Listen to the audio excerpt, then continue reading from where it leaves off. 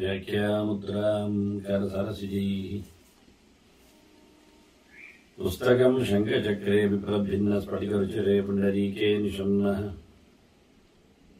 अम्लानश्रीरमृतविशदेनंशभिप्लावयन् मामाविर्भूयात् अनगमहिमा मानसे वागधीशः नमस्ते प्राणेश प्रणत विभवायामनि मगाः नमः स्वामिन् रामप्रियतम हनुमन् गुरुगुण नमस्तुभ्यं भीमप्रबलतम कृष्णेष्ट भगवन् नमः श्रीमन्मध्वप्रदिश सुदर्शनो जय जय श्रीगुरुभ्यो नमः नारायणं सुरगुरुं जगदेकनाथं भक्तप्रियं सकललोकनमस्कृतं च त्रैगुण्यवर्जितमजं विभुमाद्यमीशं वन्दे भवद्गणम् अमरासुरसिद्धवन्द्यं नारायणं नमस्कृत्य नरं चैव नरोत्तमं देवीं सरस्वतीं व्यासं ततो जयमुदीरये ವೇದವ್ಯಾಸರ ಮಹಾಭಾರತದ ಚಿಂತಕರಿಗೆ ವಂದನೆಗಳು. ಸ್ವರ್ಗಾರೋಹಣ ಪರ್ವದ 3ನೆಯ ಪ್ರವಚನ. ಧರ್ಮರಾಜನಿಗೆ ಒಂದು ರೀತಿಯಿಂದ ನರಕದ ದರ್ಶನವನ್ನು ಮಾಡಿಸುವ ಮೂಲಕ ಆತನ ಕುಂಡು ನೆವದ ಸತ್ಯಕ್ಕೆ ಒಂದೇ ರೀತಿಯಾದ ಹೆಳೆಯಲ್ಲಿಯೇ ತೋರಿಸಿಬಿಟ್ಟಿದ್ದಾನೆ. ಇಂದ್ರ ಹೇಳಿದ, ನೋಡು, ನಿನ್ನವರೆಲ್ಲ ಅತ್ಯಂತ ಎತ್ತರದಲ್ಲಿ ಸುಖವಾಗಿದ್ದಾರೆ ಅಂತ. ನಾವು ಗಮನಿಸಬೇಕಾದ ವಿಷಯವೇ ಅಷ್ಟೇ. ಮೇಲೆ ನರಕದ ತಾಣಗಳು ಬರುವುದಿಲ್ಲ ಎನ್ನುವುದು ಮುಖ್ಯ. ಕಾಣಿಸಿದ್ದಾನೆ ಎನ್ನುವುದು ಅರ್ಥ ಆಗುತ್ತೆ. ಇತ ಮೇಲಕ್ಕೆ ಹೋಗಿದ್ದಾನೆ ಎನ್ನುವುದನ್ನು ತಿಳಿಸಿಕೊಟ್ಟಿದ್ದಾರೆ. ಮತ್ತೆ ಯಾವಾಗಲೂ ಹಿಂದೆ ವ್ಯಾಸರು ಹೇಳಿದರು, ವೈಷ್ಣವ ಧರ್ಮದಲ್ಲಿ ಬೇಕಾದಷ್ಟು ಮಾತುಗಳು ಬಂದಿವೆ. ಒಳ್ಳೆಯದು ಮಾಡುವುದರಿಂದ ಸದ್ಗತಿಯನ್ನು, ಕೆಟ್ಟದ್ದು ಮಾಡುವುದರಿಂದ ದುರ್ಗತಿಯನ್ನು ಮನುಷ್ಯ ಪಡಿತಾನೆ. ಹಾಗಾಗಿ ಉಳಿದವರ ಬಗ್ಗೆ ಯೋಚನೆ ಮಾಡುವುದೇ ತಪ್ಪ ಅದೀತು ಅಂತ. ಹಾಗಾಗಿ ತುಂಬಾ ದಯಾವಂತನಾಗಿ ಆತ ನೋವನ್ನು ಕಂಡ. ಹಾಗಾಗಿ ಇಂದ್ರ ಹೇಳುತ್ತಾನೆ, ಸರ್ವೇ ಸ್ವರ್ಗಂ ಅನುಪ್ರಾಪ್ತಾಹ ತಾನ್ ಪಶ್ಯ ಭರತರ್ಷಭ. ನೋಡು, ನಿನಗೆ ಅವರೆಲ್ಲರೂ ಪಡೆದಿರತಕ್ಕಂತಹ ಸ್ವರ್ಗ, ಕರ್ಣನನ್ನಾಗಲಿ, ನಿನ್ನ ಅತ್ಯಂತ ಪ್ರಿಯರಾದವರನ್ನು, ನಿನ್ನ ತಮ್ಮಂದಿರನ್ನು, ಕರ್ಣ ಅಣ್ಣ ಆ ಲೆಕ್ಕದಲ್ಲಿ, ಅದಕ್ಕೋಸ್ಕರ ಪ್ರತ್ಯೇಕ ಹೇಳುತ್ತಾನೆ ಇಂದ್ರ. ಅತ್ಯಂತ ಪ್ರಿಯ ಅಂತ ಹೇಳುತ್ತಾನೆ. ತಮ್ಮಂದಿರನ್ನು ಮತ್ತೆ ಮಕ್ಕಳನ್ನು ಅದನ್ನು ನೋಡಿ ಕೇಳುತ್ತಿದ್ದವ.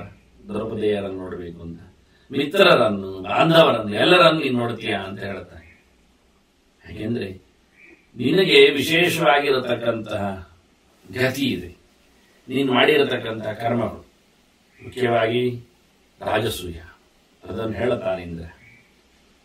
ಅದು ಮೊದಲಿಗೆ ಮಾಡಿದ್ದು ಇಂದ್ರಪ್ರಸ್ಥದಲ್ಲಿದ್ದಾಗ ಕೃಷ್ಣನೇ ಅಗ್ರಪೂಜೆಯೊಂದಿಗೆ. ಮತ್ತು ಇದೀಗ ಕೊನೆಯಲ್ಲಿ ಅಶ್ವಮೇಧ ಯಾಗ. ಅದು ಎಲ್ಲರಂತೆ ವೇದವ್ಯಾಸರ ವಿಶೇಷವಾದಂತಹ ಅನುಗ್ರಹದಿಂದಲೇ ಆಗಿರುವಂಥದ್ದು.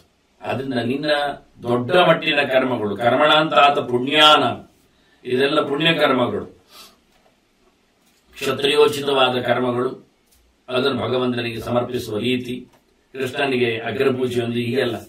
ಆದ್ರಿಂದ ಇವೆಲ್ಲ ದೊಡ್ಡ ಕೆಲಸ ಮಾಡಿದಿ. ಕರ್ಮಣಾಂತಾತ ಪುಣ್ಯಾನಾಂ ಜ್ಞಾನಾನಾಂ ತಪಸಾಂತತ. ತಪಸಾ ವಿಶೇಷವಾದ ನಿಗ್ರಹಗಳನ್ನು, ತಪಸ್ಸುಗಳನ್ನು, ಉಪವಾಸಾದಿಗಳನ್ನು, ವ್ರತ ನಿಯಮಗಳನ್ನು ತುಂಬಾ ತುಂಬಾ ಕೇಳಿದ್ದಾನೆ. ಧರ್ಮರಾಜ ಕಾಡಿನಲ್ಲಿದ್ದಾಗ, ಕೃಷ್ಣ ಬಂದಾಗ, ಮತ್ತು ಇತರರ ಬಗ್ಗೆ ನಾನು ಮಹಾಭಾರತ ಬಂದಾಗಲಿ ವನಪರ್ವದಲ್ಲಿ ಹೇಳಿದ್ದೇನೆ. ಮಾರ್ಕಂಡೇಯರಾಗಲಿ, ಲೋಮಶರಾಗಲಿ ಸಿಕ್ಕಿದ ಕಥೆಗಳು, ತೀರ್ಥಯಾತ್ರೆ ಸಂದರ್ಭಗಳಲ್ಲಿ ಅನೇಕ ಅಂಶಗಳನ್ನು ಮುಂದೆಯೂ ಮತ್ತೆಯೂ ವೈಷ್ಣವ ಧರ್ಮ ಕೇಳುವಾಗಲೂ ಇಲ್ಲಿ ಬಹಳ ಕಡಿಮೆ. ಕೃಷ್ಣನಲ್ಲಿ ಅನೇಕ ಕೇಳಿಕೊಂಡಿದ್ದಾನೆ. ಹೇಳಿದ್ನಲ್ಲ, ನಾನು ತುಂಬಾ ಜನರಲ್ಲಿ ಕೇಳಿದ್ದೇನೆ ಅಂತ ಹೇಳಿದ್ನಲ್ಲ. ಏನ್ ಕೇಳಿದ ಧರ್ಮರಾಜ? ಅದನ್ನೆಲ್ಲ ಇಲ್ಲಿ ಹಾಕಿದ್ರು, ಮುಗಿಲಿಕ್ಕುಂಟ. ಆದ್ರೆ ಇತರ ಪುರಾಣಗಳಲ್ಲಿ ಧರ್ಮರಾಜನ ಜೊತೆಯಲ್ಲಿ ಮಾತಾಡಿದವರದ್ದೆಲ್ಲ ಸಂವಾದಗಳು ಸಿಗ್ತಾವೆ. ಅದನ್ನ ಧರ್ಮರಾಜ ಕೇಳಿಕೊಂಡಂತ ಅನೇಕ ವ್ರತಗಳಿವೆ ಕೃಷ್ಣನಲ್ಲಿ, ಋಷಿಗಳಲ್ಲಿ ಎಲ್ಲ. ಅದನ್ನೆಲ್ಲ ಮಾಡಿದ್ದಾನೆ. ಕೇಳುವುದಲ್ಲ ಕಿವಿಯಲ್ಲಿ ಮಾತ್ರ, ವರ್ಷಗಟ್ಟಲೆ ಮಾಡೋ ವ್ರತಗಳು ಹೀಗೆ ಹಾಗೆ ಅಂತ ಎಲ್ಲವನ್ನು ನಡೆಸಿಕೊಂಡಿದ್ದಾನ ಅವನು. ಇವತ್ತು ನೀವು ವ್ರತ ಸಂಗ್ರಹಗಳ ಪುಸ್ತಕಗಳನ್ನೆಲ್ಲ ನೋಡಿದ್ರೆ ಧರ್ಮರಾಜನೇ ಕೇಳಿಕೊಂಡ ಮಾತುಗಳೆಲ್ಲ ಕಾಣುತ್ತವೆ. ಅದರಲ್ಲಿ ಪ್ರಮಾಣವನ್ನೇ ಹಾಕಿದ್ರೆ ಇದು ಹಿಂದೆ ಯಾರು ಮಾಡಿದ್ದು ಅಂತ ಮತ್ತೆ ಶುರುವಾಗುತ್ತೆ ಧರ್ಮರಾಜನ ಕಥೆ. ಯಾರು ಕೇಳಿಕೊಂಡದ್ದು, ವಿಸ್ತಾರ ಎಲ್ಲಿದೆ ಅಂತ ಎಲ್ಲ ಇತರ ಪುರಾಣಗಳಲ್ಲೆಲ್ಲ ಹಂಚಿ ಹೋಗಿದೆ ಧರ್ಮರಾಜನ ಸಂವಾದಗಳೆಲ್ಲ. ಆದ್ರಿಂದ ನಾವು ಭಾರತದಲ್ಲಿ ಒಂದೊಮ್ಮೆ ಧರ್ಮರಾಜ ಕೇಳಿದ್ದೇನು ಅಂತ ಒಮ್ಮೆ ಸಿಕ್ಕಿಸಿಬಿಟ್ರೆ ಅದು ಮಗದೊಂದು ಭಾರತ ಆಗುತ್ತೆ. ಧರ್ಮರಾಜ ಖಾಲಿ ಕೇಳಿಕೊಂಡ ವಿಷಯಗಳು ಅಂತಲೇ. ಈಗ ನಾವು ಭೀಷ್ಮನಲ್ಲಿ ಅವನು ಏನ್ ಕೇಳಿಕೊಂಡೆ ಎನ್ನುವುದನ್ನೇ ಬದಿಗಿಟ್ಟಿದ್ದೇವೆ ನೋಡುವ ಅಂತೇಳಿ. ಭೀಷ್ಮ ಚಿಂತನೆ, ಭೀಷ್ಮ ಸ್ಮೃತಿ ಆ ಲೆಕ್ಕದಲ್ಲಿ ಹಾಗೆ ಇಟ್ಟಿದ್ದೇವೆ. ಭೀಷ್ಮ ಹೇಳಿದ ಚಿಂತನೆಗಳು ಅಂತ ಅದು 25,000 ಶ್ಲೋಕಗಳು ಇವೆ ಅಂತ. ಇನ್ನು ಧರ್ಮರಾಜ ಬೇರೆ ಬೇರೆ ಅವನು 50 ಜನರನ್ನು ಕೋಟ್ ಮಾಡಿದ್ದಾನೆ ಧರ್ಮರಾಜ. ನೀವು ಹಿಂದೆ ನೋಡ್ಬೋದು ವೈಷ್ಣವ ಧರ್ಮ ಪರ್ವದ ಚಿಂತನೆ ಬರುವ ಮುಂಚೆಗೆ ಧರ್ಮರಾಜ ಕೃಷ್ಣನಲ್ಲಿ ಕೇಳಿಕೊಂಡಾಗ ಇವರನ್ನೆಲ್ಲ ನಾನು ಮಾತಾಡಿಸಿದ್ದೇನೆ, ನೀನ್ ನನಗೆ ಹೇಳು ಅಂತ ಹೇಳಿ, ನಿನ್ನ ಧರ್ಮವನ್ನು ನಿನ್ನಲ್ಲೇ ನಾನು ಕೇಳಬೇಕು ಅಂತ ಹಠ ಮಾಡಿ ಉಳಿದವರೆಲ್ಲ ಹೇಳಿ ಆಗಿದೆ. ನಾರದರು, ಭೀಷ್ಮರು, ಎಲ್ಲ ಋಷಿಗಳು, ಮಾರ್ಕಂಡೇಯರು ಇವರೆಲ್ಲರೂ ಸಿಕ್ಕಿದ್ದಾರೆ ಅವನಿಗೆ. ನೀನ್ ನಿನ್ನ ಬಗ್ಗೆ ಹೇಳಬೇಕು ಅಂತ ದುಂಬಾಲು ಬಿದ್ದುಕೊಂಡಿದ್ದ. ಹಾಗೆ ಉಳಿದವರೆಲ್ಲ ಹೇಳಿದ್ದರು ಅನ್ನುವಲ್ಲಿ ಒಂದು 50 ಜನರನ್ನು ಋಷಿಗಳನ್ನೆಲ್ಲ ಉಲ್ಲೇಖ ಮಾಡಿದ್ದಾನೆ. ಅವರದ್ದನ್ನೆಲ್ಲ ನಾವು ಏನ್ ಕೇಳಿದ ಅಂತ ಜನಮೇಜೆಯನ್ನು ನಮಗೆ ಕೇಳ್ತಾ ವೈಷಮ್ಯ ಹೇಳ್ತಾ ಕೂತ್ರೆ ಇನ್ನೊಂದು ಮಹಾಭಾರತ ಕೇವಲ ಧರ್ಮರಾಜ ಕೇಳಿದ್ದೇ ಆಗಿ ಹೋಗ್ತದೆ. ಇಲ್ಲಿ ಭಾರತಕ್ಕೆ ಸಂಬಂಧಪಟ್ಟ ಭೀಷ್ಮ ಹೇಳಿದ ಹೊರಡುವಾಗದ ಚಿಂತನೆಯನ್ನು ಕೇಳುವುದರಲ್ಲೇ ನಾವು ತಡ ಮಾಡಿದ್ದೇವೆ ಅಂದಾಗ ಅವನು ಉಳಿದ ಕಡೆಯಲ್ಲೆಲ್ಲ 12 ವರ್ಷ ಇದ್ದಲ್ಲಿ ಕಾಡಿನಲ್ಲಿ. ಹಾಗಾಗಿ ಕೇಳುವ ಕಥೆ ಎಷ್ಟಿರ್ಲಿಕ್ಕಿಲ್ಲ. ಆದ್ರೆ ನೀವು ಹೇಳ್ತಾನೆ, ಇಂದ್ರ ಹೇಳ್ತಾನೆ, ಜ್ಞಾನಾನಾಂ ತಪಸಾಂ ಸ್ವಯಂ ದಾನಾನಾಂಚ ಮಹಾಭಾವೋ.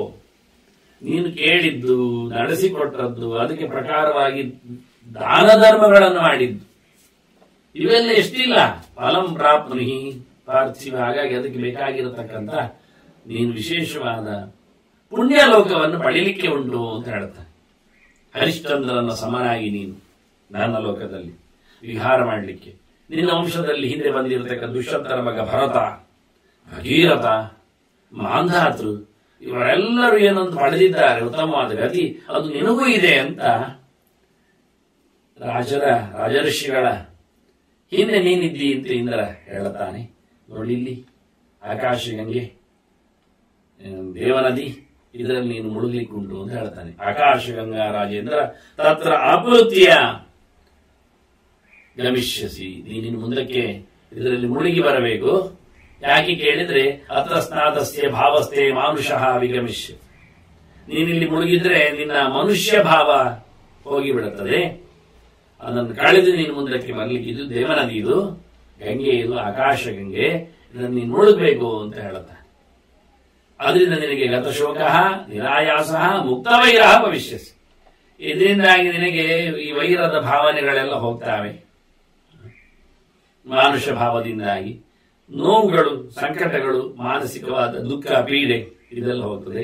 ಮತ್ತೆ ಆಯಾಸ, ಬಳಲಿಕೆ ಇದನ್ನೆಲ್ಲ ನೀನು ಕಳ್ಕೊಳ್ತೀಯ ಅಂತ. ಹಾಗಾಗಿ ಮುಳುಗಬೇಕು ಅಂತ ಹೇಳ್ತಾನೆ. ಆತ ಮುಳುಗ್ತಾನೆ. ಅಲ್ಲಿ ಮತ್ತೆ ತನ್ನ ಮಾನುಷ ದೇಹವನ್ನೇ ಬಿಡ್ತಾನೆ, ಅದು ವಿಷಯ ಬೇರೆ. ಅದಕ್ಕಿಂತ ಮೊದಲು ಮಾತಾಡ್ತಾನೆ ಅವನ ಅಪ್ಪ. ಅವಾಗ್ಯಾಕಿಯೇ ತತಃ ರಾಜ ತನಂ ತ್ಯಕ್ತ್ಯಾಜ ಮಾನುಷೀಂ ಅಂತ ಮುಂದೆ ಮಾತು ಬರ್ತದೆ. ಅವನು ಮುಳುಗಿ ಹೇಳುತ್ತಾನೆ, ಎದ್ದಾಗ ತನ್ನ ಮಾನುಷ ದೇಹವನ್ನು ತೋರಿತಾನೆ. ಹಾಗಾಗಿ ಅವನ ದಿವ್ಯ ದೇಹದಲ್ಲಿ ಮತ್ತೆ ಮುಂದುವರಿಯುವುದು.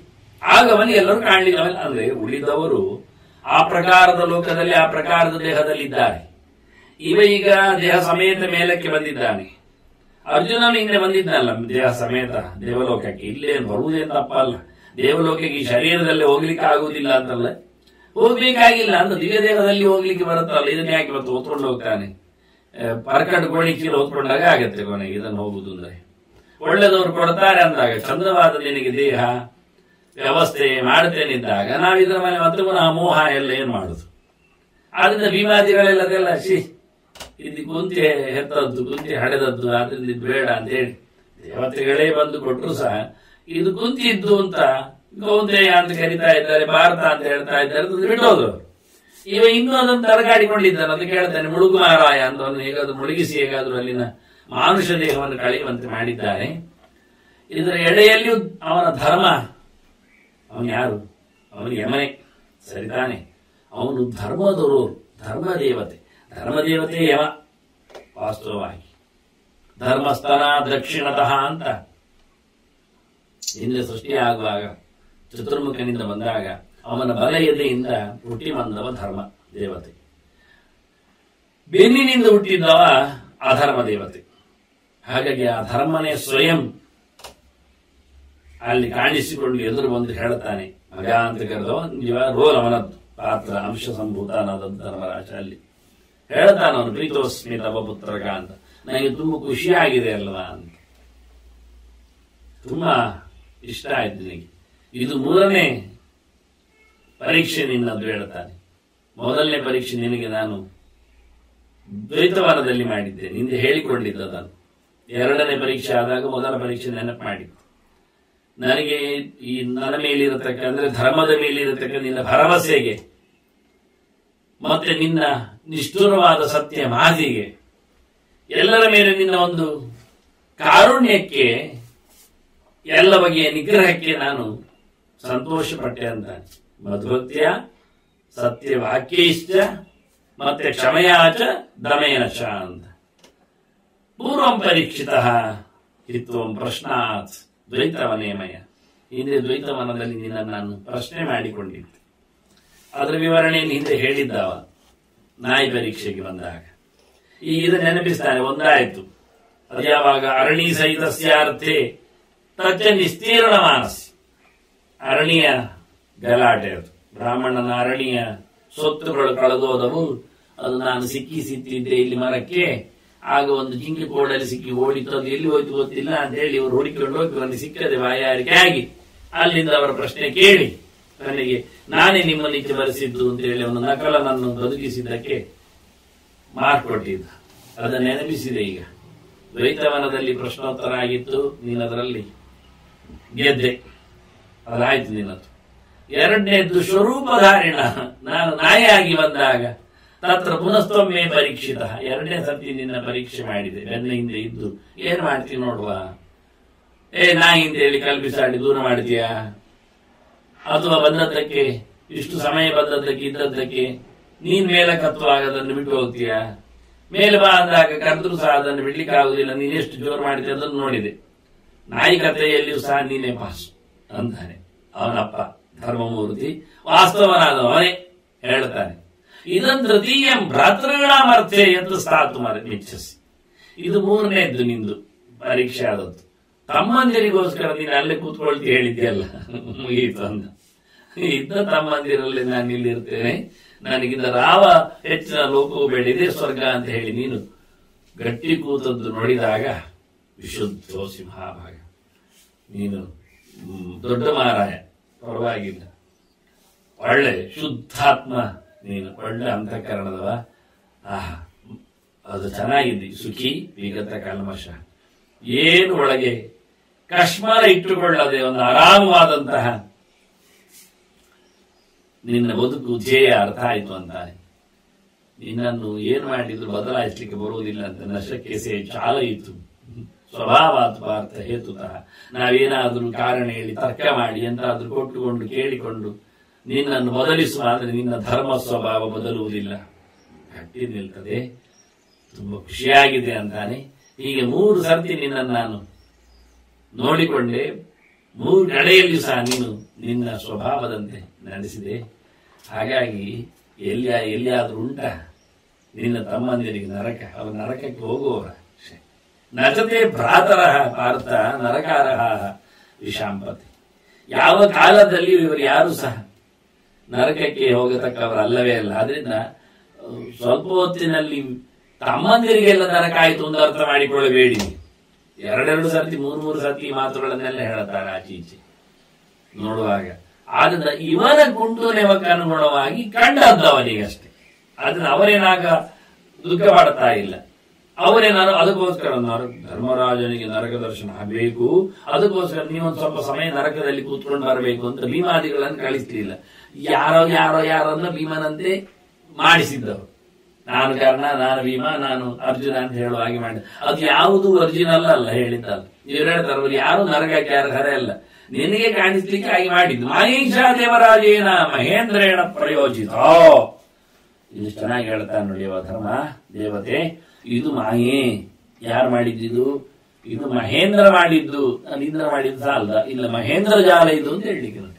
ಮಹೇಂದ್ರ ಜಾಲದಲ್ಲಿ ಇದೆಲ್ಲ ಇಂದ್ರಜಾಲ ಮಹೇಂದ್ರ ಜಾಲ ಅಂತ ಎರಡು ಬಗೆಯಲ್ಲಿ ಕಾಣಕಟ್ಟು ವಿದ್ಯೆಯನ್ನು ತೋರಿಸ್ಲಿಕ್ಕೆ ನಾನು ಕೆಲವೆಲ್ಲ ನೋಡಿದ್ದೆ. ನಾನು ಭಾರಿ ಹತ್ತಿರದಲ್ಲಿ ನೋಡಿದ್ದೇನೆ. ಈಗ ನನಗೂ ಕ್ಯಾಮರಾಕ್ಕೂ ಇರುವ ಹತ್ತಿರ ಇದ್ದ ಹಾಗೆ, ಡಿಸ್ಟೆನ್ಸ್ ಇದ್ದ ಹಾಗೆ, ಇಷ್ಟು ಹತ್ತಿರದಲ್ಲಿ ಎದುರು ನಿಂತ ಎರಡು ಹುಡುಗರು ನಿಂತಿದ್ದಾರೆ. ಸುಮಾರಾಗಿ ಒಂದು 18 ವರ್ಷದವರು, ಟ್ವಿನ್ಸ್ ಇರ್ಬೋದು. ಅವ್ರು ನೋಡುವಾಗ ಅದೇ ನಮ್ಮನಿದ್ರು. ಅವರು ಚಡ್ಡಿ ಒಂದು ಹಾಕೊಂಡಿದ್ರು ಅಷ್ಟೇ, ಅಗಲವಾದ್ದು, ಮತ್ತೇನು ಹಾಕೊಂಡಿರ್ಲಿಲ್ಲ, ಖಾಲಿ ಮೈಯವರು, ಉರುಟು ಮೋರೆ. ನನಗೆ ಇವತ್ತು ಅದ್ರ ನೆನಪಿದೆ ಆ ಫಿಗರ್. ನಾನು ಅದನ್ನು ಚಿತ್ರ ಮಾಡಿ ತೋರಿಸಬಲ್ಲೆ, ಅಷ್ಟು ಚೆನ್ನಾಗಿದೆ ನಾನು ನೋಡಿದ್ದವರದ್ದು. ದುಂಡಿಗೆ ಇದ್ರು, ಗಟ್ಟಿ ಮುಟ್ಟಿದ್ರು, ಸುಮಾರು ಕೆಂಪು ಕೆಂಪು ಮೈ ಇತ್ತು ಅವರದ್ದು. 2 ಜನ ನಿಂತರು ಎದುರಲ್ಲಿ. ಅಲ್ಲಿ ಇದು ಟೆಂಟ್ ಕಟ್ಟಿದ ಹಾಗೆ, ಅಲ್ಲಿ ಟೆಂಪರರಿ ಮಾಡಿದ ಒಂದು ಕೇಸ್ ಅದು ಮಾಡಿದ್ರೆ, ಒಂದು 2-4 ಕಂಬ ಹಾಕಿ ಅದರ ಮೇಲೆ ಟರ್ಪಲ್ ಹಾಕಿ. ಆ ಕಾಲದಲ್ಲಿ ಟರ್ಪಲ್ ನಮ್ಮ ತಗಡಿನ ಚಪ್ಪಲ್ ಇದ್ದಲ್ಲ, ತಗಡು ಬರಲಿಲ್ಲ ಆಗ, ಟರ್ಪಲ್ ಮೇಲೆ ಹಾಕಿದ್ದಷ್ಟೇ. 4 ಕಂಬ ಹಾಕಿದ್ರೆ ಟರ್ಪಲ್ ಹಾಕಿದ ಒಂದು ಜೋಪುಡಿ ಅಷ್ಟೇ. ಅದರ 3 ಬದಿ.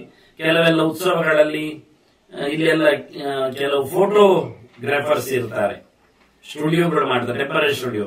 ಒಳಗೆ ಯಾರ್ಯಾರು ದೊಡ್ಡ ದೊಡ್ಡ ಫಿಗರ್ ಇರ್ತದೆ, ಒಂದು ಜಲಪಾತವೋ ಒಂದು ಅರಮನೆಯೋ ಎಲ್ಲ ಇರ್ತದೆ. ಅದರ ಪಕ್ಕದಲ್ಲಿ ಮನುಷ್ಯ ನಿಲ್ಲುವುದು ಹೋಗಿ. ಇವ ಫೋಟೋಗ್ರಾಫರ್ ಫೋಟೋ ತೆಗಿತಾನೆ. ತೆಗೆದ್ರೆ ನಮ್ಗೆ ಎಷ್ಟು ಚೆನ್ನಾಗಿದೆ ಅಂದ್ರೆ, ಅರಮನೆಯಲ್ಲಿ ಮೈಸೂರು ಅರಮನೆಯ ಪಕ್ಕದಲ್ಲಿ ನಿಂತು ತೆಗೆದ ಹಾಗೆ ಬರ್ತದೆ. ಅದು ಕೇವಲ ಸ್ಕ್ರೀನ್ ಅಂತ. ಅನೇಕ ಸ್ಕ್ರೀನ್ಗಳಿದ್ದ ಸ್ಟುಡಿಯೋಗಳಿದ್ದ ಹಾಗೆ ಇಂಥದ್ದೊಂದು ಸ್ಟೈಲ್ ಅಲ್ಲಿ ಒಂದು ಗೂಡಿನಾಗಿ ಮಾಡಿದ್ದಾನೆ. ಅಲ್ಲಿ ಅವರಿಬ್ಬರು 2 ಕಂಬಕ್ಕೆ ಆತುಕೊಂಡು ನಿಂತರು ಹಿಡ್ಕೊಂಡು. ನಾನು ನೋಡಿದೆ. ಆ ನಂತರ ಖಾಲಿ ಒಂದು ಜಮಖಾನವನ್ನು ಅಡ್ಡ ಹಾಕಿ ತೆಗೆದ್ರು ಅಷ್ಟೇ. ಖಾಲಿ ಅಷ್ಟೇ. ಹೇಳಿದಷ್ಟು ಹೊತ್ತಿನಲ್ಲಿ ಬಂದಿದ್ದು ಹೋಗಿದೆ. ಜಮಖಾನ ಅಡ್ಡದಲ್ಲಿ ಒಂದು ಪರದೆ ಬಂದು ಹೋಗಿದೆ. ನೋಡ್ತೇನಾಗ ಆ ಕಂಬದ ಎದುರಲ್ಲಿ 4 ಬಿದ್ದಿದೆ. ಕೈ 2 ಕಾಲು 2 ಪ್ರತ್ಯೇಕವಾಗಿ ನೆಲದಲ್ಲಿ. ತಲೆ ಒಂದು ಬೇರೆ ಬಿದ್ದಿದೆ. ಇಬ್ಬರದ್ದು 2 ಕಂಬದ ಪಕ್ಕದಲ್ಲಿ. ಬಹಳ ಹತ್ತಿರ ಅಂದ್ರೆ ಒಂದು 4 ಅಡಿ ಡಿಸ್ಟೆನ್ಸ್ ಇಲ್ಲ. ಇವತ್ತು ನಾನು ಹೇಳಿದ್ರೆ ಕ್ಯಾಮರಾದಷ್ಟು 4-6 ಡಿಸ್ಟೆನ್ಸ್ವರೆಗೆ ಚೆನ್ನಾಗಿ ಕಂಡಿದ್ದೆ. ನಾನೊಬ್ಬಲ್ಲ, ಸುಮಾರು ಜನ ನನ್ನ ಪಕ್ಕದಲ್ಲಿದ್ದಾರೆ ನೋಡಿದವರು. ಯಾರು ನನ್ನ ಪಕ್ಕದಲ್ಲಿ ನೋಡಿದವರು ಎನ್ನುವುದು ಒಬ್ಬರದ್ದು ನನಗೆ ನೆನಪಿಲ್ಲ. ಆದ್ರೆ ಆ 2 ಫಿಗರ್ ಮಾತ್ರ ಚೆನ್ನಾಗಿ ನೆನಪಿದೆ. ಮತ್ತೆ ಪುನಃ ಕರ್ಟನನ್ನು ಅಲ್ಲಾಡಿಸಿದ್ದಾರೆ, ಅಡ್ಡ ಮಾಡಿದ್ದಾರೆ ಪರದೆ. ಅವರು ಯಥಾ ಪ್ರಕಾರ ಇಡಿಯಾಗಿ ನಿಂತಿದ್ದಾರೆ. ಅವ್ರ ಕೈಕಾಲು ಮುರಿದದ್ರಲ್ಲಿ ಒಂದು ಚೂರು ನೆತ್ತರ ಕಲೆ ಕಾಣ್ತಿರ್ಲಿಲ್ಲ. ನನಗೆ ಇವತ್ತು ನೆನಪಾಗುವುದಿಲ್ಲ ಕಂಡಾಗಿ. ಏನಿಲ್ಲ, ಖಾಲಿ 4-5 ಪೀಸ್ ಆಗಿದೆ ಅಷ್ಟೇ. ವಿಚಿತ್ರ ಅಂದ್ರೆ ವಿಚಿತ್ರ, ಅರ್ಥ ಆಗುವುದಿಲ್ಲ. ವಾಸ್ತವ ಇದು ಕೇವಲ ಕಾಣುವುದಷ್ಟೇ ಕಣ್ಣಿಗೆ ಅಂತ. ವಿಷನ್ಸ್, ಕಣ್ಣು ಕಟ್ಟುವಿದ್ಯೆ ಅಂತ ಇದಕ್ಕೆ ಕಾಣುವುದು. ಒಂದಿಷ್ಟು ಸಮಯ ಕಾಣುತ್ತದೆ, ಮತ್ತೆ ಕಾಣುವುದಿಲ್ಲ, ಮತ್ತೆ ಯಥಾ ಪ್ರಕಾರ ಕಾಣುತ್ತದೆ. ಅದು ಒಬ್ಬ ವ್ಯಕ್ತಿಯನ್ನು ಮೋಡಿ ಮಾಡಲಿಕ್ಕೆ ಒಂದು 5-10 ನಿಮಿಷಕ್ಕೆ ಅವರು ಸಮರ್ಥರಾಗ್ತಾರೆ. ಇದನ್ನು ಇಂದ್ರಜಾಲ ಮಹೇಂದ್ರ ಜಾಲ ಅಂತ 2 ರೀತಿಯಿಂದ ಹೊತ್ತಗೆಗಳು ಕರೆದಿವೆ. ನನ್ನ ಹತ್ರ ಅಂತ ಕೆಲವೆಲ್ಲ ಹೊತ್ತಗೆಗಳಿದ್ದವು ನಾನು ನೋಡಿದ್ದೇನೆ. ಮಂತ್ರ ವಿದ್ಯೆಗಳದ್ದು ಪುಸ್ತಕಗಳ ಹೆಸರುಗಳೆಲ್ಲ ಉಂಟು. ಅದಕ್ಕೆ ಅದನ್ನು ಹೇಗೆ ಸಾಧನೆ ಮಾಡಲಿಕ್ಕೆ, ಎಲ್ಲಿ ಸಿದ್ಧಿ ಮಾಡಿಕೊಳ್ಳಲಿಕ್ಕೆ, ಯಾವ ಕ್ಷುದ್ರ ದೇವತೆಗಳಿದ್ದಾರೆ, ಯಾವ ಮಸಣದಲ್ಲಿ, ಯಾವ ಅಂಜನಗಳ ಜೊತೆಯಲ್ಲಿ, ಯಾವ ಪ್ರಾಣಿಗಳ ನೆತ್ತರಿನಲ್ಲಿ, ಇವೆಲ್ಲ ಕಥೆಗಳು ಬೇಕಾದಷ್ಟು ಬರ್ತಾರೆ. ಹಾಗೆ ಇವೆ ಹೇಳ್ತಾರೆ. ಇಂಥದ್ದು 100ರಲ್ಲಿ 1000 ಗಟ್ಟಲೆ ಮಾಯ ಉಂಟು ಹೇಳ್ತಾರೆ. ಇದನ್ನು ಇಂದ್ರ ಉಪಯೋಗಿಸಿಕೊಂಡು ಮಾಡಿದ್ದು ಅಂತ ಇಲ್ಲಿ ಹೇಳ್ತಾರೆ ಧರ್ಮ. ಇದರಿಗೆ ತೋರಿಸಿದ್ದು ಮಾಯೇಶ. ಇದು ಮಾಯ. ದೇವರಾಜೇನ ಮಹೇಂದ್ರೇಣ ಪ್ರಯೋಜಿತ. ಇದು ಮಹೇಂದ್ರ ಜಾಲ. ಇಂದ್ರ ಮಹೇಂದ್ರ. ಇಂದ್ರ ಯಾಕೆ ಮಹೇಂದ್ರ ಆದ ಗೊತ್ತುಂಟ? ಆಗ ಒಂದು ಬ್ರಾಹ್ಮಣ ವಾಕ್ಯ ಹೇಳಿದ, ಇಂದ್ರೋ ವೈ ವೃತ್ರಂ ಹತ್ವಾ ಮಹಾನಾಸ ಅಂತ. ರೈತರೇಣಾದಿಗಳಲ್ಲೆಲ್ಲ ಕಂಡು ಬರತಕ್ಕ ವಿಷಯ. ಅವನು ಅದಕ್ಕೋಸ್ಕರ ದೊಡ್ಡ ವಿಷಯ ಮಾಡಿದ್ದಾನೆ.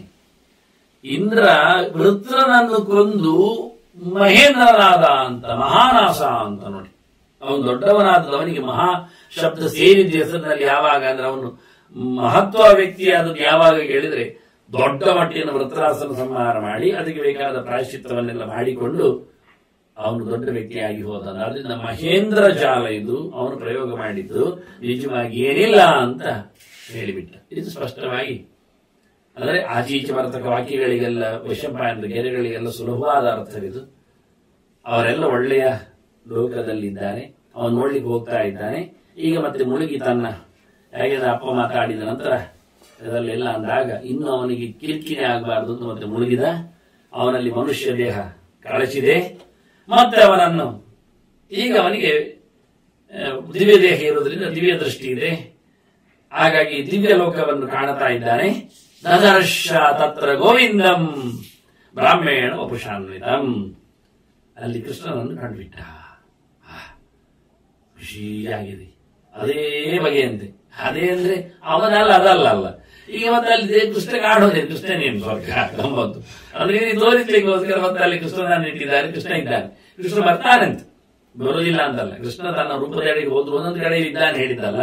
ಹಾಗಾಗಿ ಇಲ್ಲಿಯೂ ಕೆಲವೊಮ್ಮೆ ಬೇಕಾದಾಗ ಇದೇ ಜನರ ಜೊತೆ ಇಲ್ಲಿ ಮತ್ತೆ ಬರ್ತಾನೆ, ಸೇರ್ತಾನೆ, ಇರ್ತಾನೆ ಅಂತ ಹೇಳ್ತಾನೆ. ಹಾಗಾಗಿ ಇಲ್ಲಿ ಕೃಷ್ಣನನ್ನು ನೋಡಿದ, ಚಲೋ ಆಗಿದ್ದಾನೆ. ಅದೇ ರೂಪ, ಅದೇ ಚಂದ, ಅದ್ಭುತವಾದ ತೇಜಸ್ಸು. ಮತ್ತೆ ಸುತ್ತಮುತ್ತ ಅವರ ಅಸ್ತ್ರಗಳೆಲ್ಲ ಕೂತಿವೆ ಅಲ್ಲ, ನಿಂತಿವೆ ಅಲ್ಲ, ಸೇವೆ ಮಾಡ್ತಾ ಇವೆ. ಏನ್ ಚಿತ್ರ? ಹೌದು, ಅಸ್ತ್ರ ರೂಪ ದೇವತೆಗಳಾಗಿದ್ದಾರೆ ಇಲ್ಲಿ. ಅದು ವಿಶೇಷ. ಇದನ್ನೆಲ್ಲ ನಾನು ಸ್ವಲ್ಪ ಸಂಧ್ಯಾ ಸಮೀಕ್ಷೆಯಲ್ಲಿ ಮುಟ್ಟಿದ್ದೇನೆ, ತೋರಿಸಿಕೊಟ್ಟಿದ್ದೆ. ಅನೇಕ ಕಡೆಯಲ್ಲಿ ಬರ್ತದೆ ಭಗವಂತನ ವಿಗ್ರಹಗಳು, ಭಗವಂತನ ಅಸ್ತ್ರಗಳು ಸ್ವಯಂ ಮೂರ್ತಿವತ್ತಾಗಿ ನಿಂತಾವೆ ಅವನ ಪಕ್ಕದಲ್ಲಿ. ಚಕ್ರ ಪ್ರಭೃತಿವಿರ್ ಘೋರೈ ದಿವ್ಯೈ ಪುರುಷ ವಿಗ್ರಹೈ. ಅದು ನಮಗೆ ಚಿತ್ರ ಮಾಡುವಾಗ ಹೇಗಿರ್ತದೆ ಕೇಳಿದ್ರೆ, ಆಯಾ ವ್ಯಕ್ತಿಗಳ ಕಿರೀಟದಲ್ಲಿ ಅವರ ಆಯುಧದ ಚಿತ್ರಣ ಬರಬೇಕು ಅಂತಾರೆ. ಆದ್ರೆ ಚಕ್ರ ದೇವತೆ ಕಿರೀಟದಲ್ಲಿ ಚಕ್ರ, ಶಂಖ ದೇವತೆ ಕಿರೀಟದಲ್ಲಿ ಶಂಖ. ಹಾಗೆ ಇದರಲ್ಲಿ ಜೀವನೂ ಇದ್ದಾರೆ ದೇವತೆಗಳು ಆಯುಧಕ್ಕೆ. ಮಹಾಲಕ್ಷ್ಮಿ ಇದ್ದಾಳೆ ಅಭಿಮಾನಿ ದೊಡ್ಡವಳು, ಪ್ರಾಣನು ಬರ್ತಾನೆ. ಹಾಗಾಗಿ ಅನೇಕ ರೀತಿಯಲ್ಲಿ ನೋಡ್ಲಿಕ್ಕೆ ಬರ್ತದೆ. ಇದು ಸಣ್ಣ ಮಟ್ಟಿನಲ್ಲಿ. ಕಳೆದ ಬಾರಿ ನಾನು ಸಾತ್ಯಕೃತ ವರ್ಮನಲ್ಲಿ ಚಕ್ರಶಕ್ರದ ದೇವತೆಗಳು ಅಂತ ಹೇಳಿದ್ದೇನೆ. ಹಾಗೆ ಇನ್ನು ಭರತ ಇದ್ದಾನೆ, ಅವನು ಸುದರ್ಶನದ ದೇವತೆ, ಚಕ್ರದ ದೇವತೆ ಭರತ ಇದ್ದಾನೆ. ಶತ್ರುಘ್ನ ಶಂಖದ ದೇವತೆ ಆಗ್ತಾನೆ. ನೋಡಿ, ಭರತ ಶತ್ರುಘ್ನರಿದ್ದಾರೆ. ಈಗ ಇವರೆಲ್ಲ ಭಗವಂತನ ಬಳಿಯಲ್ಲಿ ತಮ್ಮ ಆಯುಧಗಳ ರೂಪಗಳಿಂದಲೇ ವಿಶೇಷವಾದಂತಹ ಸೇವೆಯನ್ನು ಮಾಡ್ತಾ ಇದ್ದಾರೆ. ಪಕ್ಕದಲ್ಲಿ ಅರ್ಜುನನು ಸೇವೆ ಮಾಡ್ತಾ ಇದ್ದಾನೆ. ಪಶ್ಚಿಮಾನ ವೀರೇಣ ಫಲ್ಗುನೇನ ಸುವರ್ಚಸ. ಕೆಲವೊಮ್ಮೆ ಹೀಗೆ ಮಾಡ್ತಾನಂತೆ ದೇವರು. ಆಗಾಗ ಲೋಕಕ್ಕೆ ಅವರವರ ಲೋಕಕ್ಕೆ ಬಂದು ಹಿಂದಿನ ನೆಲೆಯಲ್ಲೇ ನೆಲೆಗೊಳ್ತಾರೆ. ಹಾಗಾಗಿ ಅರ್ಜುನ ಸೇವೆ ಮಾಡ್ತಾನೆ. ಧರ್ಮರಾಜ ಬಂದದ್ದು ನೋಡಿ ಇಬ್ಬರು ಎದುರುಗೊಳ್ಳುತ್ತಾರೆ. ಹಿಂದಿನ ಹಾಗೆ ಸಂಭ್ರಮಿಸಿಕೊಳ್ಳುತ್ತಾರೆ. ಇನ್ನೊಂದು ಕಡೆ ನೋಡ್ತಾನೆ, ಇನ್ನೊಂದು ಕಡೆಯಲ್ಲಿ ಆದಿತ್ಯರೊಡನೆ ಕರ್ಣ ಕಾಣ್ತಾ ಇದ್ದಾನೆ, ಭಾರಿ ಬ್ರೈಟ್ ಆಗಿ. ಇನ್ನಿತ ನೋಡಿದ್ರೆ ಇನ್ನೊಂದು ಕಡೆ ಇಲ್ಲಿ ಮರುದ್ಗಣಗಳುಂಟು, ಅದರಲ್ಲಿ ಎತ್ತರದಲ್ಲಿ ಭೀಮಸೇನ ಕಾಣ್ತಾ ಇದ್ದಾನೆ. ನೋಡ್ತಾ ಇದ್ದಾಗೆ ಅವನಿಗೆಲ್ಲ ಕಾಣ್ಲಿಕ್ಕೆ ಶುರು ಆಯ್ತು. ಎಲ್ಲರೂ ಒಬ್ಬರೇ. ಅಂತ ನೋಡಿದ್ರೆ ಅಶ್ವಿನ ವಸ್ತು ಸ್ಥಾನೆ, ಅಶ್ವಿನಿಗಳ ಸ್ಥಾನದಲ್ಲಿ ನಕುಲ ಸಹದೇವರಿದ್ದಾರೆ. ಅಶ್ವಿನಿಗಳ ಜತೆಯಲ್ಲಿ ಅಲ್ಲ, ಸ್ಥಾನದಲ್ಲಿ ಇದ್ದಾರೆ. ಕಂಡ ಅವರನ್ನು ಸಹ. ಈಚೆ ನೋಡಿದ. ತಥಾ ದದರ್ಶ ಪಾಂಚಾಲೀಂ ಕಮಲೋತ್ಪಲ ಮಾಲಿನೀಂ ಬಹುಶಃ ಸ್ವರ್ಗ ಅಕ್ರಮ್ಯ ತಿಷ್ಟಂತೀಂ ಅರ್ಕವರ್ಚಸಂ. ಸೂರ್ಯನ ಪ್ರಭೆಯಂತೆ ಇಡೀ ಸ್ವರ್ಗವನ್ನೇ ಬೆಳಗಿಸುವ ಹಾಗೆ ಬಹಳ ಚಂದವಾಗಿ ದ್ರೌಪದಿ ನಿಂತಿದ್ದಾಳೆ. ವಿಶಾಲವಾದ ಕಣ್ಣಿನವಳು ಭೀಮನ ಪಕ್ಕದಲ್ಲಿದ್ದಾಳೆ. ನೋಡಿದವನೇ ಒಮ್ಮೆಲೆ ತತ್ರೈವಂ ಸಹಸಾ ರಾಜ ಸ್ಪೃಷ್ಟಮೈಚ್ಛನ್ ಯುಧಿಷ್ಠಿರ. ಅವಳನ್ನು ಮುಟ್ಟಬೇಕು ಅಂತ ಹೋದ. ಗಮ್ಮತ್ತಂದ್ರೆ ಆಗ ಇಂದ್ರ ಹೇಳ್ತಾನೆ, ಮುಟ್ಲಿಕ್ಕೆ ಹೋದಾಗ ಅವನನ್ನು, ಶ್ರೀರೇಶ ದ್ರೌಪದಿ ರೂಪ, ಇವಳು ಭೀಮನ ಭಾರ್ಯ ಅಲ್ವಾ, ಇವಳು ವಾಯುದೇವರ ಪತ್ನಿ ಅಲ್ವಾ ಅಂತ. ಶಮ್ ಅಂದ್ರೆ ಸುಖ ಸ್ವರೂಪನಾದ ವಾಯು ಪ್ರಾಣ ಅಂತ ಅರ್ಥ. ಯಾಕೆ ಅಂದ್ರೆ ಅವನು ಸುಖ ಯಾಕೆ ರೂಪ ಅಂದ್ರೆ ಅವನು ಶತಾನಂದ. ಶಮ್ ಅಂದ್ರೆ ಅದರ ಎಬ್ರಿವೇಶನ್. 100ಕ್ಕೆ 100 ಆನಂದವುಳ್ಳವ ಅವನು ಜೀವಕೋಟಿಯಲ್ಲಿ. ಮತ್ತೆಲ್ಲರಿಗೂ 100ಕ್ಕೆ 100 ಆನಂದ ಇಲ್ಲ. ಮತ್ತೆಲ್ಲರೂ ಕಮ್ಮಿ ಆಗ್ತಾ ಬರ್ತಾರೆ. 80, 60, 40 ಹೀಗೆ ಹೋಗುದು. ರುದ್ರಾದಿಗಳಿಗೆ, ಇಂದ್ರಾದಿಗಳಿಗೆ, ಚಂದ್ರಾದಿಗಳಿಗೆಲ್ಲ ಬಂದಾಗ ಹಾಗೆ. ನಿಜವಾಗಿ ಆನಂದದ ಗ್ರಡೇಶನ್ ಅಲ್ಲಿ ಜೀವರಾಶಿಯಲ್ಲಿ ಅತ್ಯಂತ ಪೂರ್ಣವಾದ ಆನಂದ ಇರುವುದು ಬ್ರಹ್ಮವಾಯುಗಳಿಗೆ. ಹಾಗಾಗಿ ಎಂತಹ ಪೂರ್ಣಾನಂದ, ಅದಕ್ಕೆ ಅವರನ್ನು ಶತಾನಂದ ಅಂತ ಕರೀ ಚತುರ್ಮುಖರನ್ನು. ಉಳಿದವರಿಗೆಲ್ಲ 100% ಇಲ್ಲ, ಕಡಿಮೆ. ಭಗವಂತ ಬಿಡಿ, ಅವನ ಜೀವಲೋಕದಲ್ಲಿ ಸೇರುವುದಿಲ್ಲ, ಪ್ರತ್ಯೇಕ. ಅವನಿಗೆ ಮೆಜರ್ಮೆಂಟ್ ನಲ್ಲಿ ಹೇಳಲಿಕ್ಕೂ ಅಲ್ಲ. ಅವನ ಅತ್ಯಂತ ಇದು ಮೊದಲು ಹೇಳುವಾಗ ಹಾಗೆ ತೇಷದಂ ಪ್ರಜಾಪತೇರಾನಂದ ಅಂತ ಹೇಳಿಕೊಂಡು ತಾರತಮ್ಯ ಹೇಳುವಾಗ 100ರ ಮುದ್ದೆಯನ್ನೇ ಹೇಳುದು. ಅದಕ್ಕಿಂತ ಇವನಿಗೆ 100 ಮುದ್ದೆ ಹೆಚ್ಚು, ಅದಕ್ಕಿಂತ ಇವನಿಗೆ 100 ಟೈಮ್ಸ್ ಹೆಚ್ಚು ಹೇಳ್ತಾ ಹೋಗುದು. ಹಾಗೆ ಹೇಳುತ್ತಾ 100 ಮೇಲೆ 100 ಮೇಲೆ 100 ಮೇಲೆ ಕೊನೆಯಲ್ಲಿ ಹೇಳುದು ಬ್ರಹ್ಮಣ ಆನಂದ ಅಂತ. ಆನಂದ ಮತ್ತೆ ಯಾರಿಗಿಲ್ಲ ಅದಕ್ಕಿಂತ ಹೆಚ್ಚು ಹೇಳಲಿಕ್ಕೆ. ಮತ್ತೆ ಇದು ಲೆಕ್ಕಾಚಾರ ಲೋಕದ್ದು. ಇನ್ನು ಲಕ್ಷ್ಮೀದು ದೇವರದ್ದು ಹೇಳಲಿಕ್ಕೆ ಈ ಲೆಕ್ಕಾಚಾರದಲ್ಲಿ ಹೇಳುವುದಿಲ್ಲ ನಾವು. ಅದರಿಂದ ಸುರುವಿಂದ ಶುರು ಮಾಡಿ ಪುಷ್ಕರನಿಂದ ಶುರು ಆಗುತ್ತೆ. ಪುಷ್ಕರ, ಉಷಾಭಿಮಾನ್ ಬರ್ತಾನೆ, ಶನಿ ಬರ್ತಾನೆ, ಬುಧ, ವಿಜಯವರ ಬಂದು ವರುಣ, ಅಗ್ನಿ ಇವರೆಲ್ಲ ಬಂದು ಹೋಗ್ತಾ ಸೀದ ಮೇಲಕ್ಕೆ ಸೂರ್ಯ, ಇನ್ನು ಮೇಲಕ್ಕೆ ಗರುಡ, ಶತ್ರು ಇವರೆಲ್ಲ ಹೇಳ್ತಾ ಮತ್ತೆ ಬ್ರಹ್ಮ ಕೊನೆಯಲ್ಲಿದ್ದಾರೆ.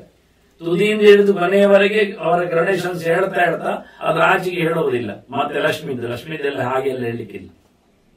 ಇವ ಒಬ್ಬ ಬ್ರಹ್ಮಾಂಡದ ನಾಯಕ ಚತುರ್ಮುಖ ಅಲ್ವಾ, ಒಂದು ಬ್ರಹ್ಮಾಂಡದ ಅರಸ ಅಲ್ವಾ. ಲಕ್ಷ್ಮಿ ಎಷ್ಟು ಬ್ರಹ್ಮಾಂಡದ ಅರಸಿ ಅಂತ ಹೇಳುದು ನಾವು, ಎಷ್ಟು ಬ್ರಹ್ಮಾಂಡದ ನಿರ್ಮಾತೃ ಹೇಳುದು ಅವಳನ್ನು. ಆದ್ರಿಂದ ಅನಂತ ಕೋಟಿಗಟ್ಟಲೆ ಹೇಳಲಿಕ್ಕೆ ಇಲ್ಲ, ನಿರಂತರವಾಗಿ ಎಲ್ಲ ಬ್ರಹ್ಮಾಂಡದ ಒಡತಿ ನಾಯಕಿಯಾಗುವುದು ಮಹಾಲಕ್ಷ್ಮಿ. ಆದ್ರಿಂದ ಒಂದು ಬ್ರಹ್ಮಾಂಡದ ಅರಸನಾದ ಚತುರ್ಮುಖನಿಗೂ ಅನಂತ ಬ್ರಹ್ಮಾಂಡದ ಸೃಷ್ಟಿಕರ್ತರನ್ನಿಸಿಕೊಂಡ ಮಾತೆಯಾದ ಲಕ್ಷ್ಮಿಗೂ ನೀವೆಷ್ಟು ಅಂತ ಹೇಳ್ತೀರಿ ಒಂದರ ಲೆಕ್ಕಾಚಾರಕ್ಕೆ ಹೇಳಲಿಕ್ಕೆ ಹೋದ್ರೆ.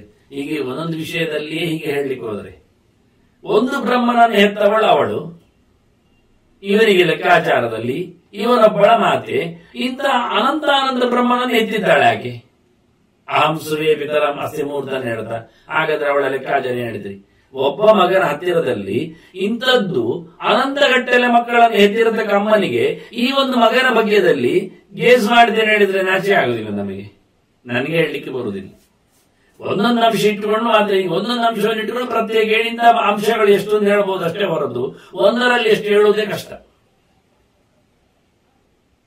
ಈಗ ವಿಚಿತ್ರವಾದಂತಹ ಸಿದ್ಧಾಂತದಲ್ಲಿ ಪೂರ್ಣಾನಂದ ಲೋಕದಲ್ಲಿ ಇರುವ ಚತುರ್ಮುಖನ ಪ್ರಾಣನ ಮಡದಿಯಾಗಿ ಬರುವವಳು ಇವಳು ಇಲ್ಲಿದ್ದಾಳೆ. ಇವಳು ಶ್ರೀ ಶಂ ರೂಪನಾದ ಭಗವಂತನನ್ನು ಸಂರೂಪನಾದ ಪ್ರಾಣನನ್ನು ಆಶ್ರಯಿಸಿದವಳು ಅಂತ ಹೇಳಿ ಶ್ರೀ ಇದ್ದಾಳೆ ಇವಳು. ಹಾಗಾಗಿ ನಿನ್ನವಳಲ್ಲ, ಭವದ್ವಿಷ್ಟೋಪ ಜೀವಿತ, ನಿನ್ ಜೊತೆಯಲ್ಲಿ ಇದ್ಲಿ ಅನ್ನುವುದು ಸತ್ಯ. ಯಾವಾಗ ಲೋಕದಲ್ಲಿ ಯಾಕೆ ಭವದ್ವಿಹಿ ಅಂದ್ರೆ ನಿನ್ನಿಂದ ಅಂತ ಹೇಳಿದ್ದಲ್ಲವ ಶಂಕರ ಹೇಳಿದ್ದು. ಭಾ ಅಂದ್ರೆ ಯಾರು? ಭಾರತ. ಭರತೋ ವೈ ವಾಯು ಅಂತ. ಭಾರತ ಯಾರು ಅಂದ್ರೆ ವಾಯು. ಮಹಾಭಾರತಕ್ಕೆ ಮಹಾಭಾರತ ಅಂತ ಯಾಕೆ ಹೆಸರು ಅಂದ್ರೆ ಭರತನಾದ ಭೀಮನಿಗೆ ಸಂಬಂಧಪಟ್ಟದ್ದು ಅಂತ. ಅವನು ಸೆಕೆಂಡ್ ನಾಯಕ ಅಲ್ಲ, ಅದು ನಾಯಕ ಅಂದ್ರೆ ಈಗ ಮಹಾಭಾರತದಲ್ಲಿ ಮುಖ್ಯ ಕ್ಯಾರೆಕ್ಟರ್ ಯಾರು ಹೇಳಿದ್ರೆ ಅದು ಕೃಷ್ಣ ಅಲ್ವಾ ಹೇಳುದು. ನೀವು ಹೇಳಲೇಬೇಕಲ್ಲ ಕೃಷ್ಣನಿಗೆ. ಅವನಿಗೆ ಗೀತೆ ಕೊಟ್ಟದ್ದುಂಟು, ಅಗ್ರ ಪೂಜೆಯಲ್ಲಿ ಅಗ್ರ ಅಂತ ಹೇಳಿ ಆಗಿದೆ ಅವನನ್ನು. ಭಾರತದ ಕಥೆಯಲ್ಲಿ ಎಲ್ಲ ಕಡೆ ಇದ್ದಾನವನು ಸಾರಥಿ. ಹಾಗಾದ್ರೆ ಕೃಷ್ಣನನ್ನು ನಾಯಕ ಅಂತ ಹೇಳಿದ್ರೆ ಮಹಾಭಾರತದಲ್ಲಿ ನಾಯಕ ಯಾರನ್ನು ಹೇಳ್ತೀರಿ? ರುಕ್ಮಿಣಿ ಸತ್ಯಭಾಮ ಎಲ್ಲ ಸಿಗುವುದಿಲ್ಲ ನಮಗೆ ಲೆಕ್ಕಾಚಾರದಲ್ಲಿ. ಭಾರತದ ಕಥೆಯಲ್ಲಿ ಸಿಗುವುದು ನಮಗೆ ದ್ರೌಪದಿ ನಾಯಕಿಯಾಗಿ, ಗಲಾಟೆ ಸಭಾಪರ್ವ ಹಾಗೆ ಹೀಗೆ ಅಂತೆಲ್ಲ. ಹಾಗಾಗಿ ನಾಯಕಿ ದ್ರೌಪದಿ ಆದ್ರೆ ಗಂಡನಾದ ನಾಯಕ ಆಗಬೇಕಾ ಬೇಡವಾ? ಹೌದು. ಮತ್ತೆ ಹಾಗಾದ್ರೆ ಭೀಮ ನಾಯಕ. ಸರಿ ನೋಡಿ, ಅವಳನ್ನು ರಕ್ಷಣೆ ಮಾಡಿಕೊಂಡದ್ದರಲ್ಲಿ ಎಲ್ಲ ಕಡೆಯಲ್ಲಿ ಭೀಮನಿರ್ಲಿಕ್ಕೆ ಹೋಗಿ ಆದ್ರಿಂದ ಅವಳ ಪ್ರತಿಜ್ಞೆ ಎಲ್ಲ ಮಾಡಿಕೊಡಿಸಿದ್ದು ದುಶ್ಯಾಸನನ ಕೈ ಮುರಿದದ್ದು ಯಾರು? ಅರ್ಜುನನ, ಭೀಮಸೇನ ಅಲ್ವಾ ಎದೆ ಬಗೆದದ್ದು. ಹಾಗಾಗಿ ಭೀಮಸೇನ ನಾಯಕ, ದ್ರೌಪದಿ ನಾಯಕ. ಹಾಗಾದ್ರೆ ಕೃಷ್ಣ ಮಹಾನಾಯಕ. ಆದ್ರಿಂದ ಇಲ್ಲಿ 2 ನಾಯಕರಿದ್ದಾರೆ. ಆದ್ರಿಂದ ಮಹಾಭಾರತ ಎನ್ನುವ ಹೆಸರು ಯಾವುದರಲ್ಲಿ ಬಂದು ಹೇಳಿದೆ? ಭರತೋ ವೈ ವಾಯು ಅಂತ. ವಾಯುವನ್ನು ಭರತ ಅಂತ. ಅವನ ರೂಪನಾದವ ಭಾರತ ಭೀಮಸೇನ, ಅವನೇ ಇದರದ್ದು ಪ್ರಧಾನನಾದ ನಾಯಕ ಚಿಂತನ. ಅದರಿಂದ ಭವದ್ವಿಹಿ ಅಂದರೆ ಭರತ ವದ್ವಿಹಿ ಅಂತ ಅರ್ಥ. ನಿಮ್ಮೊಳಗೆ ಪ್ರಾಣನಿದ್ದಾಗ ಅವಳಿದ್ಲು. ಈಗ ನಿಮ್ಮೊಳಗೆ ಪ್ರಾಣ ಇಲ್ಲ, ನೀವೀಗ ಸ್ವಚ್ಛ ಆಗಿಬಿಟ್ಟಿದ್ದೀರಿ. ಅರ್ಜುನ ಕಾಲಿಯಿಂದ, ನೀನು ಕಾಲಿಯಮ, ಅಶ್ವಿನಿ ದೇವತೆಗಳು ಕಾಲಿ, ನಕುಲ ಸಹೋದರಿ ಕಾಲಿ, ಅಶ್ವಿನಿ ದೇವತೆಗಳು. ನಿಮ್ಮೊಳಗೀಗ ಪಂಚಪ್ರಾಣರ ಸಮಾವೇಶ ಇಲ್ಲ. ಹಾಗಾಗಿ ನಿಮ್ಮ ಹುಡುಗಿ ಅಲ್ಲ ಅಂತ ಇಂದ್ರ ಬಹಳ ಚೆನ್ನಾಗಿ ಸೂಕ್ಷ್ಮವಾಗಿ ಹೇಳ್ತಾನೆ. ಇವ ಮುಟ್ಲಿಕ್ಕೆ ಹೋದ್ರಿಂದ ಇನ್ನು ಅವನಲ್ಲಿ ಮಾನುಷ ವಾಸನೆ ಇರ್ಲಿಕ್ಕೆ ಹೋಗಿ ಧರ್ಮ ಏನಿದ್ದ ಈಗ ತಾನೇ ಮಾತಾಡಿದವ, ಅವನು ಹೋಗಿ ಪರೀಕ್ಷೆ ಮಾಡಿದ್ದೇನೆ ವಿನ್ ಅಂತ ಹೇಳಿದವ.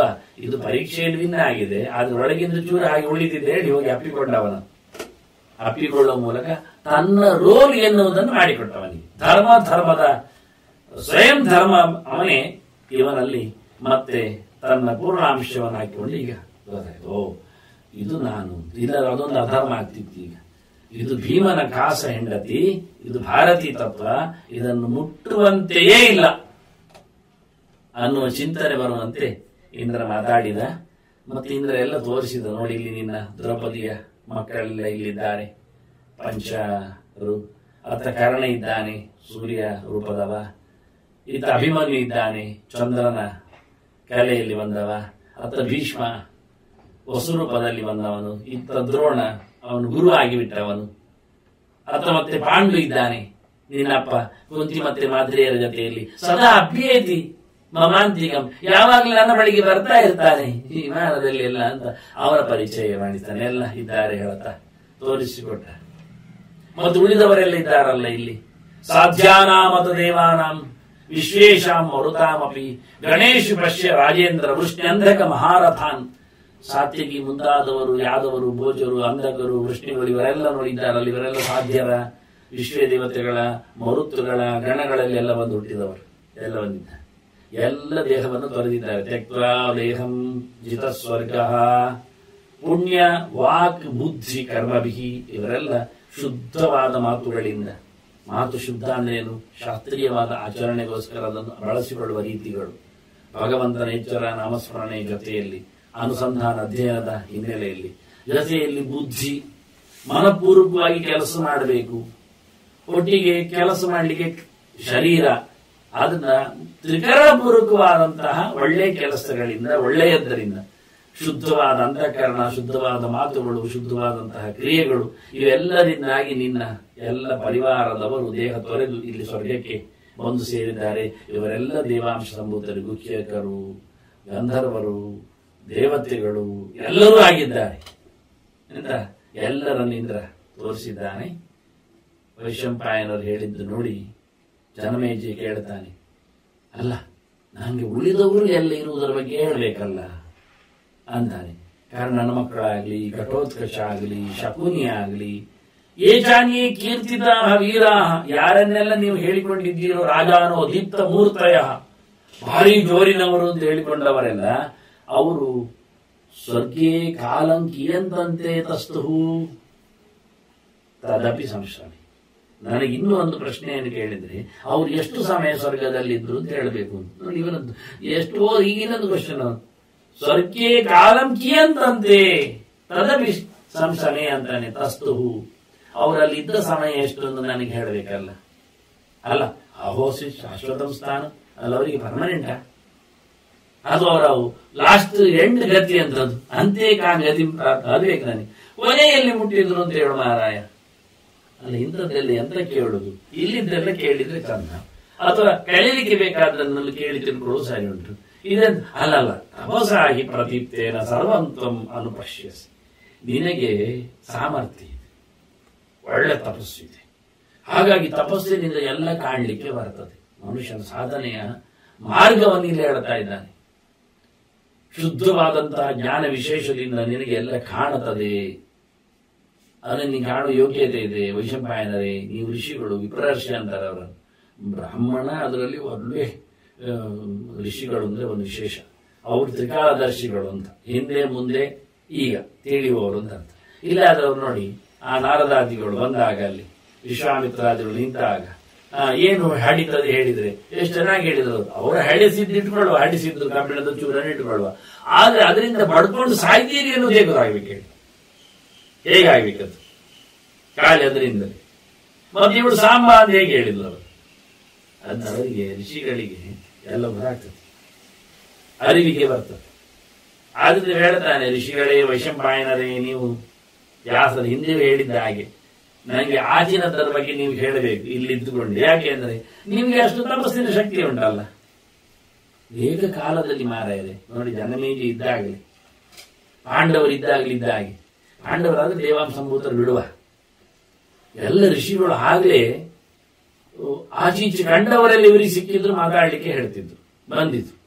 ಆದ್ರೆ ನೀವು ಕೇಳಿ ಬಿಟ್ಟ ಉಳಿದವರ ಕಡೆ ಏನು, ಕತೆ ಏನು, ಎಷ್ಟು ಸಮಯ ಇರ್ತಾರೆ, ನಂತರ ಇಲ್ಲಿ ಹೋಗ್ತಾರೆ, ಇವರೆಲ್ಲರ ನೀನು ದೊಡ್ಡ ದೊಡ್ಡವರು ಕೆಲವರನ್ನು ಮಾತ್ರ ಹೇಳಿಕೊಂಡಾಗಿ ಬಿಟ್ಟಲ್ಲ.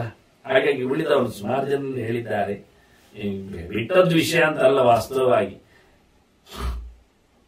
ಆದ್ರೂ ಮತ್ತೊಮ್ಮೆ ಇವ ಕೇಳುವುದಕ್ಕೆ ವೈಶಂಪಾಯನರು ವಿಶೇಷವಾದ ವೇದವ್ಯಾಸರ ಅನುಗ್ರಹದಿಂದ ಹೇಳಲಿಕ್ಕೆ ಆರಂಭ ಮಾಡ್ತಾರೆ. ಇರಲಿ, ಆದ್ರೂ ಇವ ಕೇಳುವ ಕುತೂಹಲ ಅಂದ್ರೆ ಇದು ಪರಲೋಕದ ವಿಷಯ, ಇಲ್ಲಿನದ್ದಲ್ಲ. ಅದನ್ನು ಇಲ್ಲಿದ್ದುಕೊಂಡೇ ಕೇಳ್ತಾನಲ್ಲ ನೋಡಿ. ಇದೇ ಉಳಿದವರೆಲ್ಲ ಕೇಳಿಕೊಂಡೇ ನಮಗೆ ಗೊತ್ತಾಗುವುದು ಪರಲೋಕದ ವಿಷಯಗಳು. ಇಲ್ಲ ಆದ್ರೆ ಅಲ್ಲ.